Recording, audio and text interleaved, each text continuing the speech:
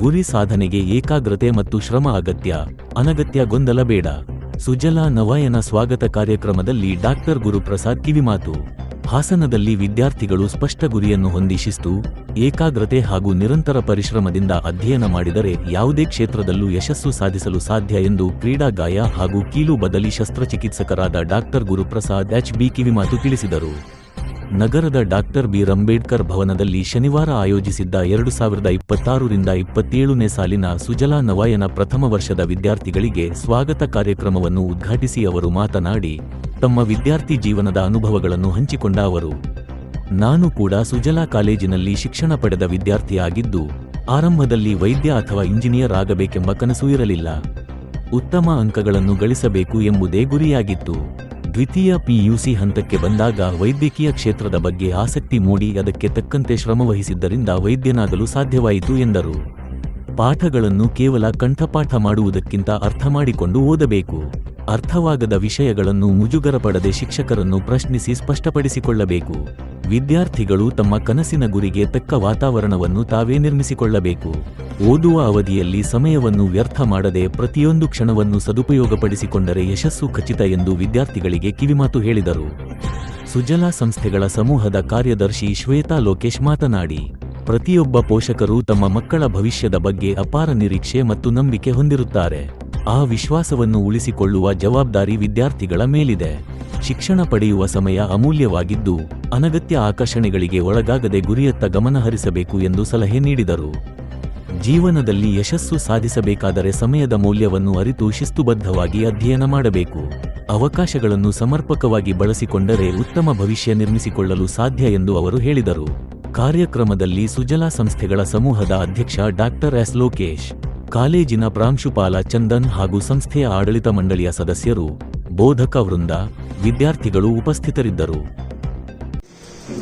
First of all ನಾನು PUC ಸೇರ್ತಾನೆ ಇರಲಿಲ್ಲ. SSLC ಮುಗಿದ ತಕ್ಷಣ ನಮ್ಮ ಮನೆಯಲ್ಲಿ ಯಾರು ಅಷ್ಟು ಓದಿರ್ಲಿಲ್ಲ. ಸ್ವಲ್ಪ ಮಟ್ಟಿಗೆ ಒಳ್ಳೆ ರ್ಯಾಂಕ್ ಬಂದಿದೆ.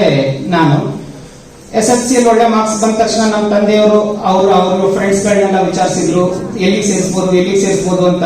ಒಳ್ಳೆ ಮಾರ್ಕ್ಸ್ ಬಂದಿದೆ, ಬೇಗ ಕೆಲಸ ಸಿಗುತ್ತೆ, ಯಾವ್ದಾದ್ರು ಕೋರ್ಸಿಗೆ ಸೇರಿಸು ಅಂತ ಹೇಳಿದ್ರು. ನನ್ನನ್ನ ITIಗೆ ಸೇರಿಸ್ಲಿಕ್ಕೆ ಹೋಗಿದ್ರು ನಮ್ಮ ತಂದೆ ತಾಯಿ. ಆಗ ನಂದು ಸ್ಟಡಿ ಸರ್ಟಿಫಿಕೇಟ್ ಇಸ್ಕೊಬರ್ಬೇಕು ಅಂತ ನಾನು ಓದಿದ ಸ್ಕೂಲಿಗೆ ಹೋದಾಗ ಅಲ್ಲಿ HM ಇದ್ದವರು, ಇಷ್ಟು ಚೆನ್ನಾಗಿ ಪರ್ಸೆಂಟೇಜ್ ಬಂದಿದೆ, ನೀನ್ ಯಾಕಪ್ಪ ITI ಓದ್ತಿದ್ಯಾ? ತಂದೆ ತಾಯಿ ಹೇಳಿದ್ರು, ಮನೇಲಿ ಯಾರು ಗೈಡ್ ಮಾಡೋರು ಇರ್ಲಿಲ್ಲ, ಅಪ್ಪ ಅಮ್ಮನೂ ಅಷ್ಟು ಓದಿರ್ಲಿಲ್ಲ, ಅದಕ್ಕೆ ಹೋಗ್ತಿದ್ದೀನಿ ಮುಂದೆ.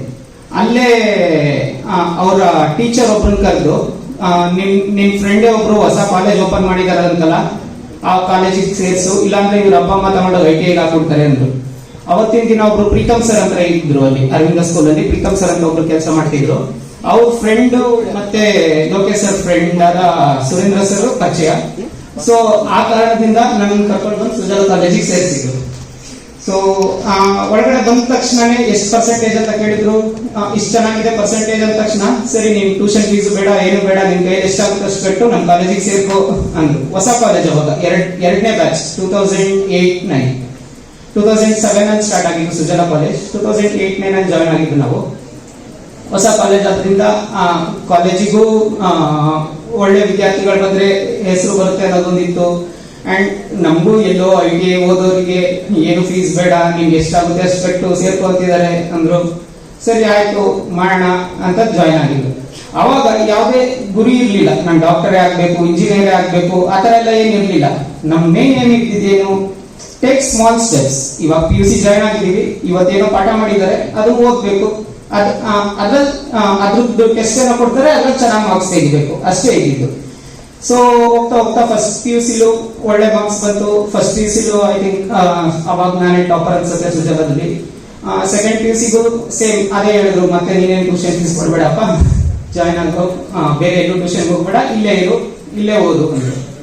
ಹಂಗೆ ಜಾಯ್ನ್ ಆದಾಗ ಸೆಕೆಂಡ್ PUC ಸ್ಟಾರ್ಟಿಂಗ್ ಅಲ್ಲಿ ಓದುವಾಗ ನಾವ್ ಯಾಕೆ ಮೆಡಿಕಲ್ ಮಾಡಬಾರ್ದು, ನಾವ್ ಯಾಕೆ ಇಂಜಿನಿಯರಿಂಗ್ ಮಾಡಬಾರ್ದು ಅನ್ನೋದೊಂದು ಬಂತು ತಲೆಗೆ. ಸೊ ಬೇಸಿಕಲಿ ನಂಗೆ ಮೆಡಿಕಲ್ ಏನು ಅಷ್ಟೊಂದು ಇಷ್ಟ ಇರಲಿಲ್ಲ, ಬಿಕಾಸ್ ನನಗೆ ತುಂಬಾ ಫಿಸಿಕ್ಸ್ ಮತ್ತೆ ಮ್ಯಾಥ್ಸ್ ಅಲ್ಲಿ ಇಂಟ್ರೆಸ್ಟ್ ಇತ್ತು. ಅವಾಗ ಸೆಕೆಂಡ್ PUC ಅಲ್ಲೂ ಅಷ್ಟೇ ನನಗೆ ಪ್ರತಿ ಸರಿ ಲೋಕೇಶ್ ಸರ್ ನೀನ್ ಏನ್ ಡೌಟ್ ಕೇಳಕ್ ಬರಲ್ಲ, ನೀನ್ ಏನಾಗ ಡೌಟ್ ಕೇಳಕ್ ಬರಲ್ಲ ಅಂತಿದ್ರು. ಸರ್ವೇ ಅಷ್ಟೊಂದು ಚೆನ್ನಾಗಿ ಪಾಠ ಮಾಡುವಾಗ ಡೌಟ್ ಎಲ್ಲಿಂದ ಬರುತ್ತೆ? ನಾನು ಯಾವುದು ಅದಕ್ಕೆ ಡೌಟ್ ಕೇಳಕ್ಕೆ ಬರ್ತಿರ್ಲಿಲ್ಲ. ನನಗೆ ಸ್ವಲ್ಪ ಇಷ್ಟ ಇಲ್ಲದೆ ಇದ್ದಿದ್ದ ಸಬ್ಜೆಕ್ಟ್ ಅಂದ್ರೆ ಬಯಾಲಜಿನೇ. ಬಟ್ ಫೇಟ್ ಅಂತಾರಲ್ಲ, ಸೊ ಲೈಫ್ ಲಾಂಗ್ ಬಯಾಲಜಿ ಮಾಡೋದ ಹಾಗೆ ಆಯ್ತು.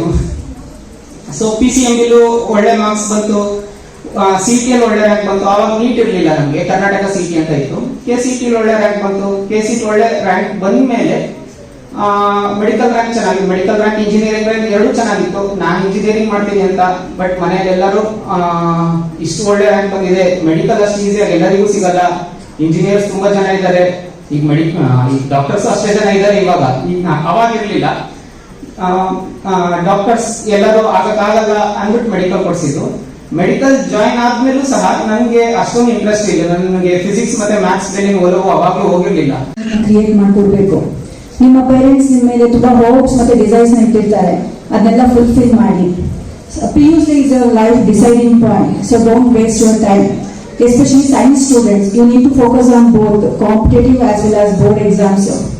So studies ಕಡೆ ಕಾನ್ಸಂಟ್ರೇಟ್ ಮಾಡಿ, start studying from beginning itself. ಯಾವುದೇ ರೀತಿ ಡಿಸ್ಟ್ರಾಕ್ಷನ್ಸ್ಗೆ ಒಳಗಾಗದೆ ಸ್ಟಡೀಸ್ ಕಡೆ ಕಾನ್ಸಂಟ್ರೇಟ್ ಮಾಡಿದ್ರೆ definitely will get success. Education ಅನ್ನೋದು ಒಂದಿದ್ರೆ ನೀವು ಯಾರ ಮೇಲೆ ಡಿಪೆಂಡ್ ಆಗದೆ ನಿಮ್ಮ ಲೈಫ್ ನ ಇಂಡಿಪೆಂಡೆಂಟ್ ಆಗಿ ನೀವು ಬಿಲ್ಡ್ ಮಾಡ್ಕೋಬಹುದು, ಮತ್ತೆ ನಿಮ್ಮ ಲೈಫ್ ಸ್ಟೈಲ್ ನೀವು ಚೇಂಜ್ ಮಾಡ್ಕೋಬಹುದು. ಮತ್ತೆ ನಿಮ್ಮ ಸೀನಿಯರ್ಸ್ ನಿಮಗೆ ಒಂದು ಒಳ್ಳೆ ರಿಸಲ್ಟ್ ನ ಸೆಟ್ ಮಾಡ್ಕೊಟ್ಟು ಹೋಗಿದ್ದಾರೆ. ಸೊ ಆ ರಿಸಲ್ಟ್ ನೀವು ಬ್ರೇಕ್ ಮಾಡಬೇಕು. So I hope you all will get good results and make us proud. You're all writing for a cultural program. I don't waste your time. So heartily welcome to our warm freshers. So thank you one and all.